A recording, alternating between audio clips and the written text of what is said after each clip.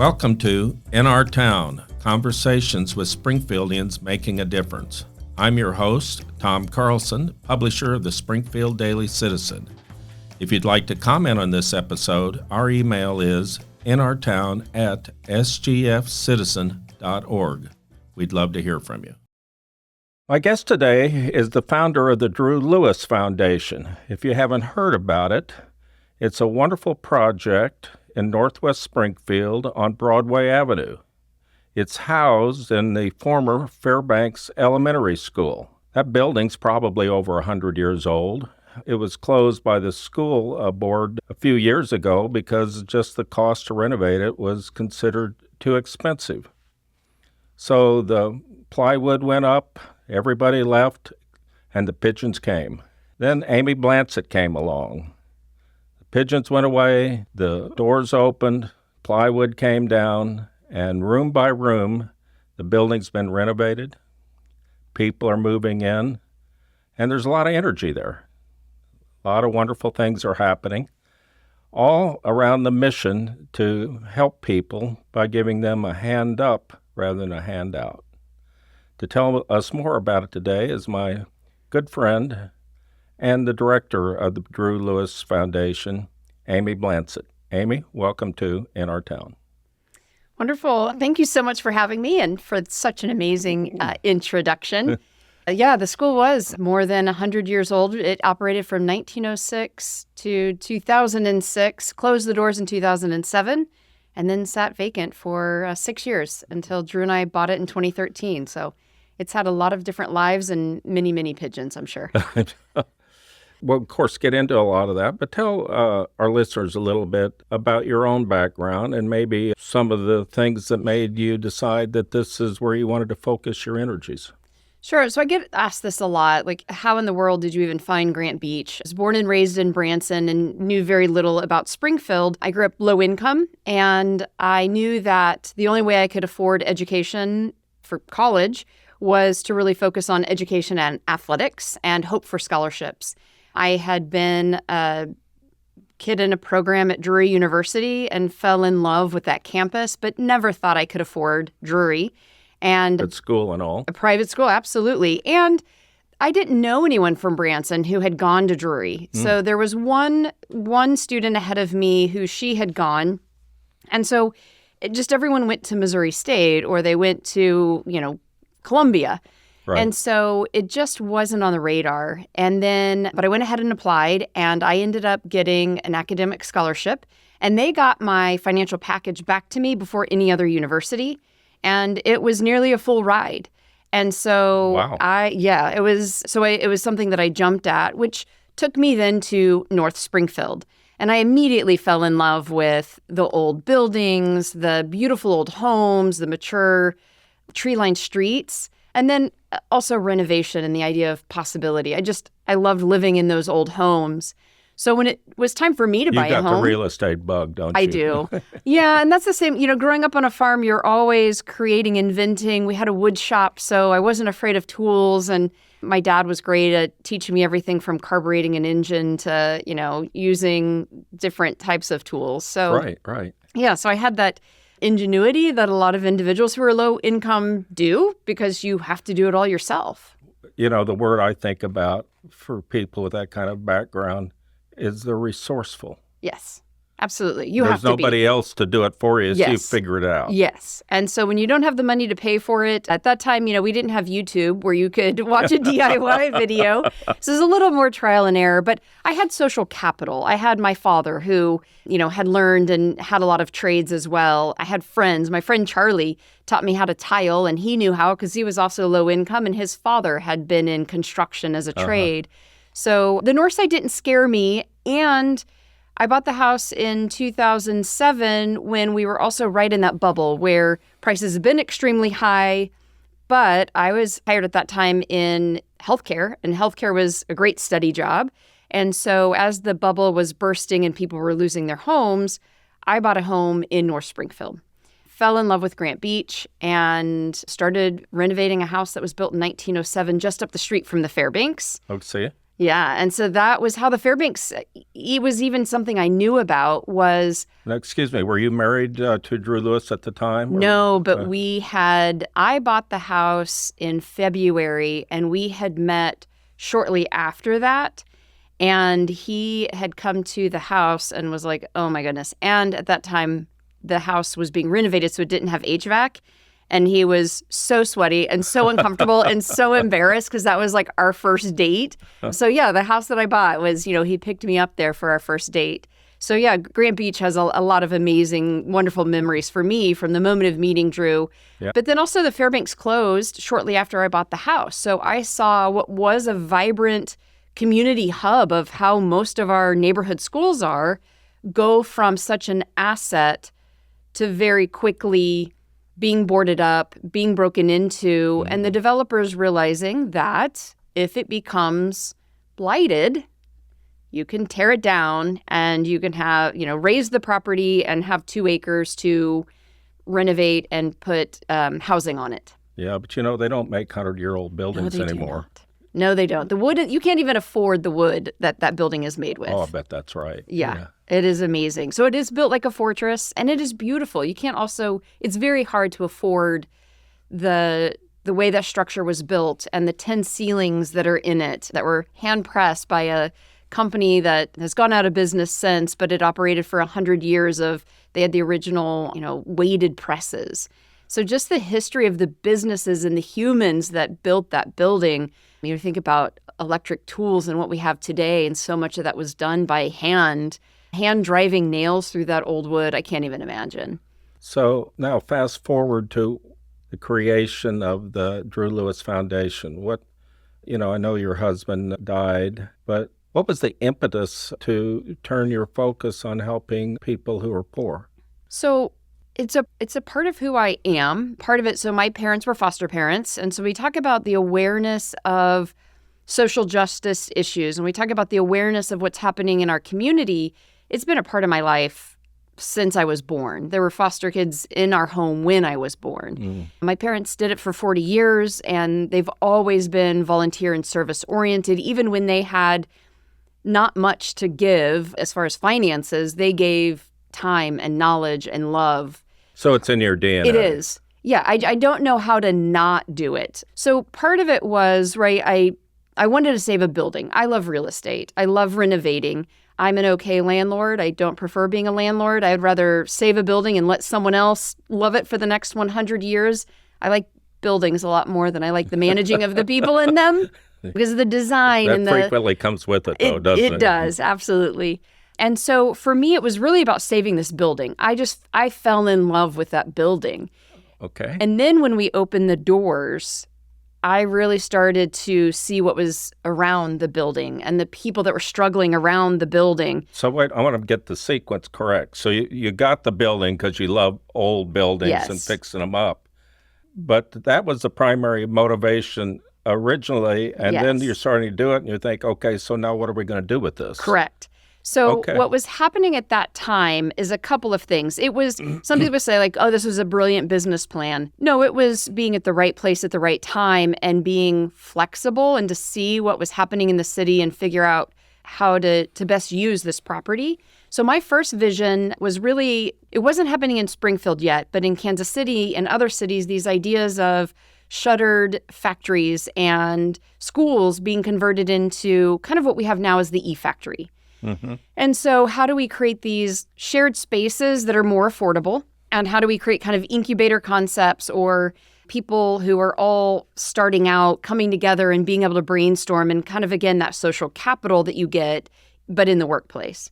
So that was my first vision, but I always had the idea of the garden because I didn't want to mow 2 acres I was the mower. You get a twofer. You're gonna get your flowers and your vegetables, and you don't have to cut the grass. Exactly. So every Saturday it was me and a beer and my riding lawnmower. I was the person managing the property and John Deere hat, right? Yes, it was a John Deere. John Deere, if you want to help out with that one, that'd be great. So it just was one where the idea of renovating old schools was a story. And then the other thing that was happening was the Zone 1 Blitz. So Greg Burris was looking at, and Community Foundation of the Ozarks, United Way, all of them were looking at the fact that poverty was continuing to increase in Now, our for our city. listeners, Greg Burris was the city manager at the time. Yes. And so the city was looking at the fact that our poverty rate had gone from around 15% up to 27%. But technically nothing had really changed, if you will, as far as Springfield. And so it was really looking at, we're putting money into nonprofits and programs. What changed and why are we not addressing upstream? And so there was just a lot of focus and energy back into Zone 1, that northwest quadrant that had been the history of Springfield. Yeah, that's where it started. It did. And Broadway and Main Street, those were anchor streets in the community at that time. And just as cities happen, they begin to migrate south, and that area just no longer had the focus, the infrastructure. It became mostly rental. So now we're seeing that it's, maybe 43 to 47% is homeowner. And so when you have that high level of turnover, we were seeing it in the schools. We were seeing just crime begins to increase, et cetera. So Springfieldians wanted to do something. I sat in so many meetings where at the end we would just say, okay, haven't we surveyed this enough? Don't we have enough data to say it's time to act? We don't need to collect any more data to act. The Fairbanks was a place for people to come, and it didn't matter if it meant that they were scraping paint in order to make this building possible. They just wanted action. And so, I'll take credit. It was a brilliant business plan. I had it all thought out. Absolutely not.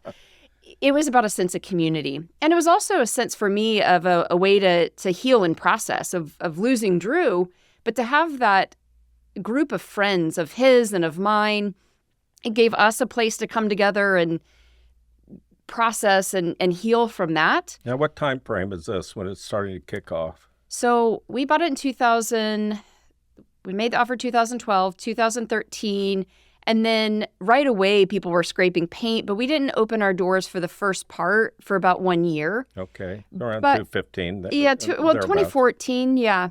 And so when we first opened our doors, it was amazing. So I was at Missouri State, and I had other professors that were also loving it because they were getting a place for their students to have actual engagement, service learning and experiential learning. So we did an open house. And I thought, if 20 looky-loos and people who are just curious about what was happening come by, it'll be successful. I was so proud to have, the little yellow occupancy sticker, the final one. And so we just had some refreshments, and the Pizza Hut was used to me ordering every Saturday for all of the volunteers that had come all this time. So they had provided some pizza. And we had 200 people come through. The doors were open all day long, just wow. And so we had collected information, and in that we realized something's here. Something is happening. So the other professors and I started talking about, what if we just weekly, we start doing a gathering, and it can be potluck, and let's just start creating a place to discuss Zone 1 from the people who live here's perspective, the people who work here, the me who's now really, grounded in what's happening here. And so that weekly meeting of potluck and pizza and whatever has evolved in what it is today. So you did not do your PhD dissertation on how to create a healthy environment in an impoverished neighborhood. It's much more of an organic process. Absolutely. So my undergraduate was in exercise physiology. My master's was also in exercise physiology. I wanted to be a lab rat. I love understanding how things work down to the cellular level, and how when you eat something, the body converts it into the energy that the cellular, it was exciting, and I loved it. Let's stay on Drew Lewis here. Right, exactly. But to tell you how much of a nerd I was in the idea of science, that is my degree. I had no business. I've never had a business class. But you can Google how to start an LLC. And so the very first thing I had done was started actually as an LLC, and immediately started working on filing as a nonprofit.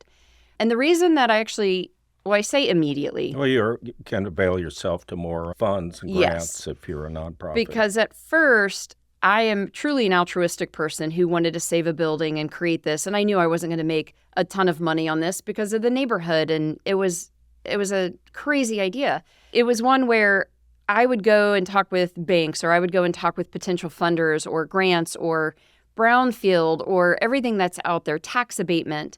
And it was always like, Well, let's stop there because, I've observed a few things in my life, and a lot of people would not even have thought about doing that. They'd be intimidated about jumping into waters that they Yes. were totally unfamiliar with.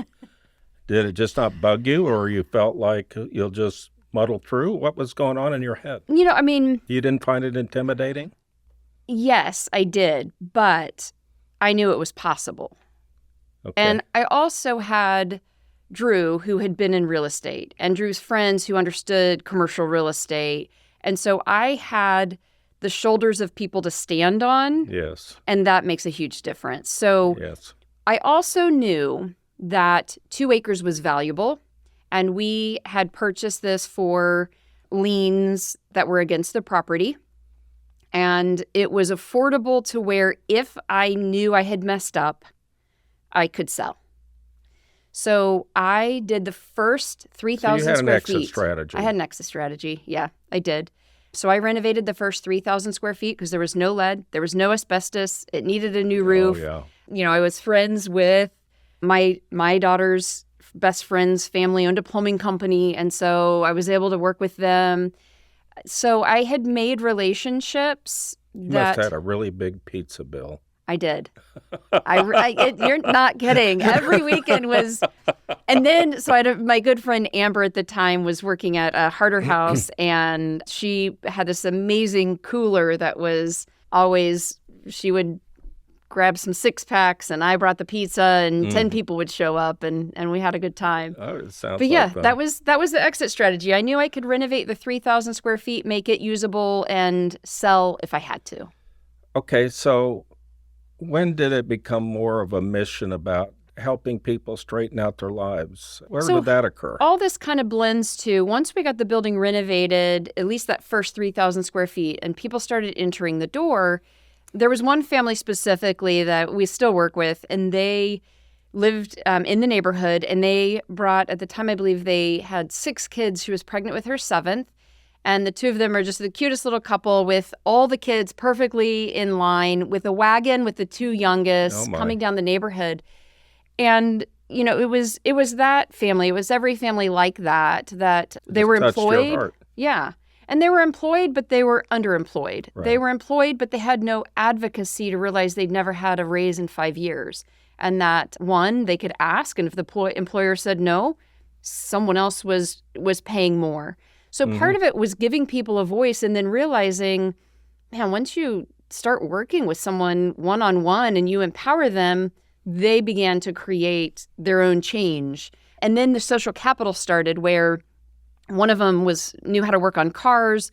One of them could watch someone else's kids. And just by creating community, it began to happen. So part of it was, again, as a professor, I love education and teaching, and then being very aware of what's happening and what's working. So let me back up one step too. So when I realized that being altruistic and a good person, unless you have deep pockets or people who believe in you with deep pockets, you're not going forward with this idea. So I was talking with someone in the city, and they'd said, well, if it's in a nonprofit, we've got brownfield funds, we've got CDBG funds, it removes all the red tape, and we can work with you. And so honestly, it was that, realizing that until I'm ready and willing to give up what I thought needed to happen, and I was willing to say, okay, let's put a board together and make this happen. The other part of putting that board together was one of the neighbors came in and was very organized. She started working with me on who needs to be on a board. So it immediately was, all right, we need someone who's legal. We need someone who's within health, because we are serving a population that doesn't have health care. Right. We need someone who has business background. And so Dan Cobb was a friend of mine, and Keith LaFerrier came on the board. And so in the beginning, it was creating people who knew business or knew areas of a field that were willing to say, you are insane, but we see the vision you have. And so that board then really helped us create the momentum to go forward. You know, it's not directly apropos, but my dad used to tell me, he'd say, if you want to get something done, ask a busy person to do it. And that sounds like the type of board you have. All those people, I'm sure, had a lot to do, but they're willing to give of their time and resources if they think it's not going to be a waste of it. Absolutely. Yeah. And then so you got to perform too. Yeah, absolutely. And that was, so Todd Purnell was on the board, helped me do a lot of the initial work and just opened a lot of doors. And so I had met Todd when I was at Drury University, and he was the president, and he is from Branson. And so Todd always tells the story when we first met that he's like, oh, Blansit, are you from Branson? Are you that Blansit group? And I said, yeah. And he says, well, one of your cousins was the bus driver when I was a kid, and I got car sick and threw up on him, and he pulled the bus over and kicked me off the bus. Oh, my. And I was stranded, and my dad was so upset.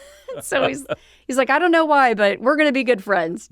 So Todd, though, had said to me, he's like, you know, I want you on this team. We're doing this committee. You're a doer, and I want you at the table. And I was young at that time and almost thought that was like an insult of like, you're a worker and I'm going to get something out of you kind of. Didn't fully understand my potential and what he saw in me immediately. And so it was amazing to have Todd be at that table with me. So yeah, I wasn't afraid to ask. That was a big thing. And then the individuals who said no, I asked them, who else would you recommend then that has those same skill sets that I'm looking for? And we got together a great board. We'll be right back after this short break. Hi, I'm Z Herzog. I'm the subscription sales manager for the Springfield Daily Citizen.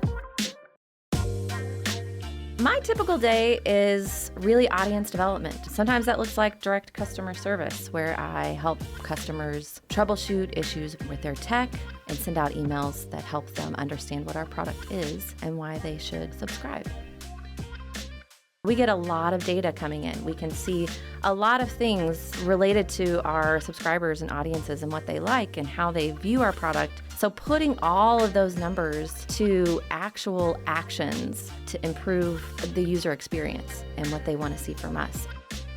I think it's really important for people to understand we are taking such good care to understand the needs of our community and provide a perspective that comes from within the community and not from more corporate perspectives. Really that grassroots understanding of what our needs are.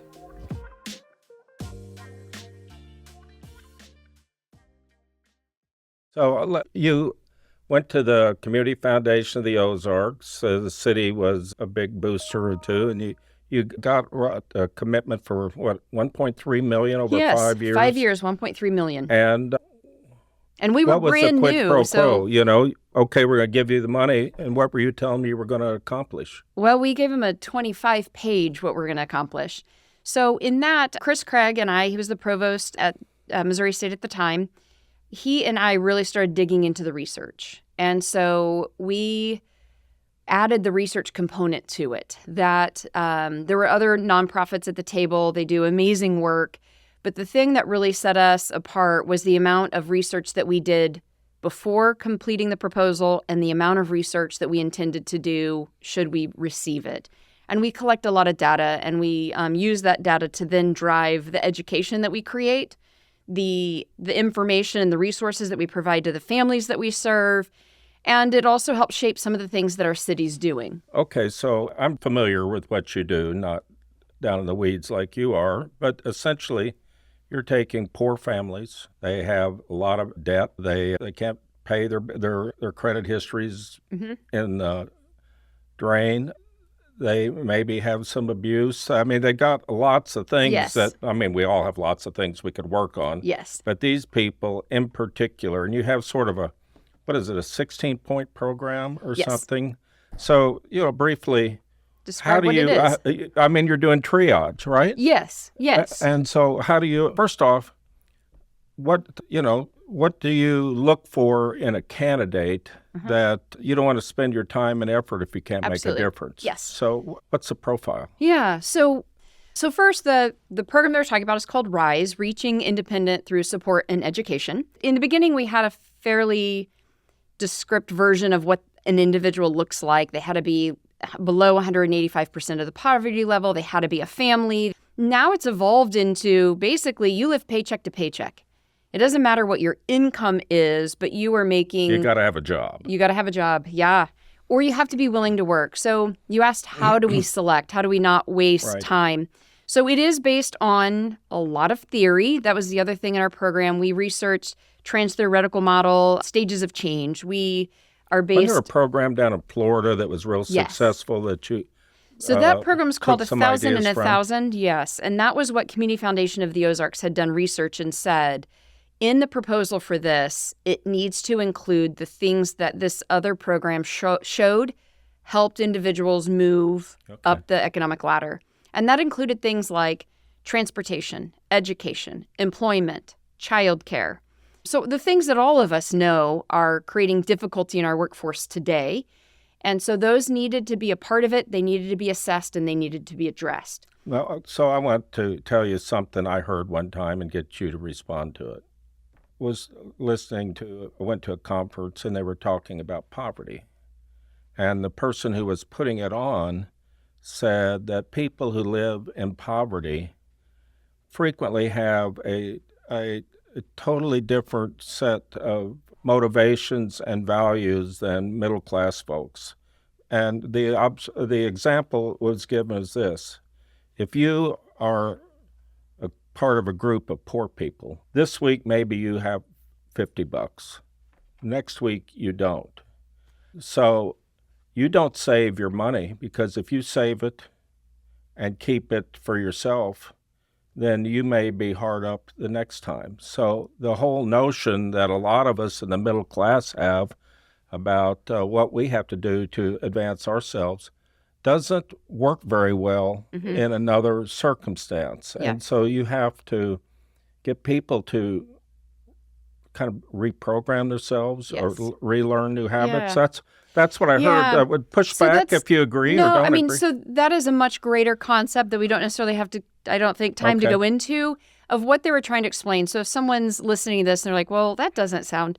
So that is based on some studies that show that individuals who are struggling, that have, we call it poverty brain, to where you don't have the frontal cortex of your brain, the front of your brain's where executive function happens.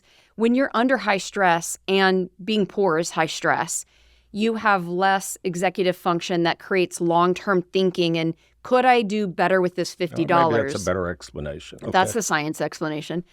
So what begins to happen, though, in low income is that your relationships matter the most. And so that's why sometimes we see that you would maybe make the opinion of you're in poverty, why are you having a child? You don't have the money to take care of a child.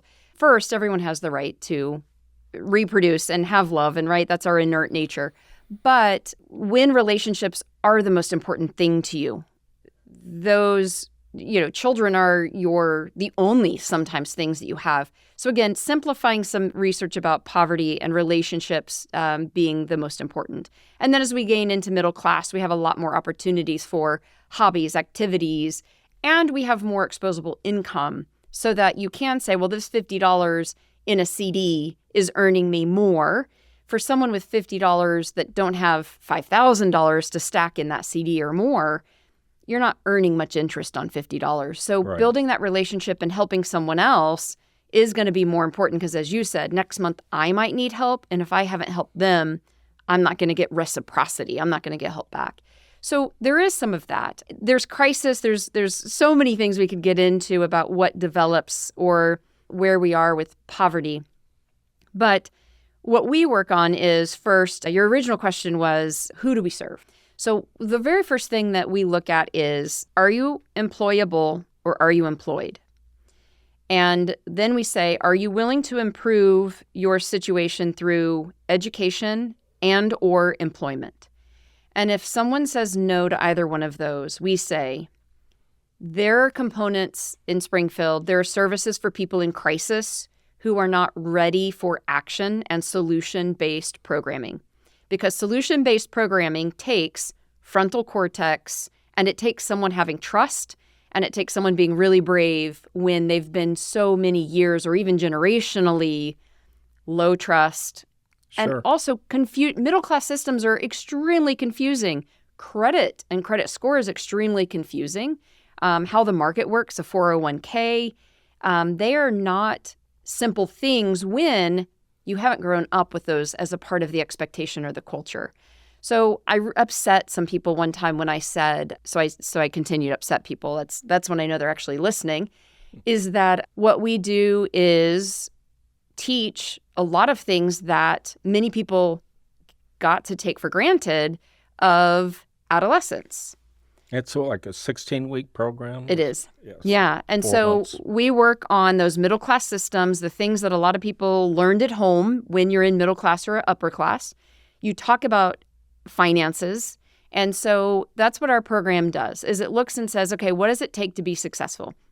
You've got to be employed or employable. You've got to have a certain level of education if you want to improve employment. You've got to have transportation or quality public transportation, because we work in other cities than just Springfield, too, when we talk about quality transportation with employment access. We've got to have quality childcare, affordable childcare. We've got to have legal resolution if there's legal issues. And those can be even outstanding ticket on your car that turns into multiple fines because you haven't been able to resolve it.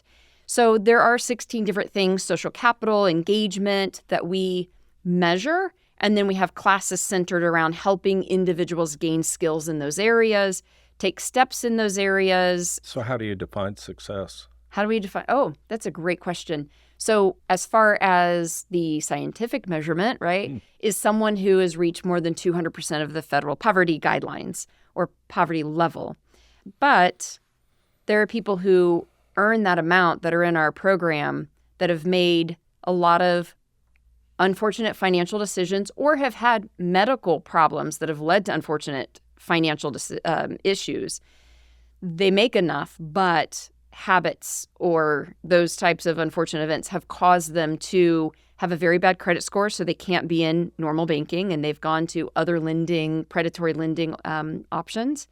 So for us, success means you have a budget, you're paying your bills, and you have extra to take that family vacation, even if it means a weekend in Branson. It's that you have the money to start putting 401k, that you understand what 401k is and why investing is important. Mm-hmm. It means that your kids are in early childhood education and they're prepared, kindergarten prepared. It means that you have the money and you are doing preventive stuff on your vehicle, like oil changes, tire rotations. So all the things you don't think about. You got this 4-month program. This sounds like they maintain a relationship. Oh, no one with finishes it in 4 months. Oh, I mean, okay. Yes, it is Ideally, 4 months. but Yeah. So we consider someone who's gone through the first 4 months. They've gotten the core skill. We've done the budgeting, but we continue our programming. We have over 60 additional weeks of information. After looking at our data for years, we saw that health measurements were the only thing that was not statistically improving.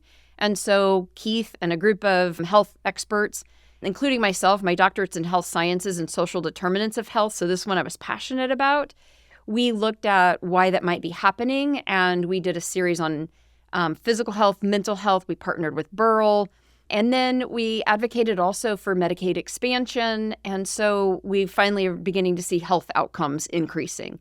Access to health care increasing. Well, you're putting a lot of resources and efforts into helping the people in the neighborhood. What are they giving, if anything, in return?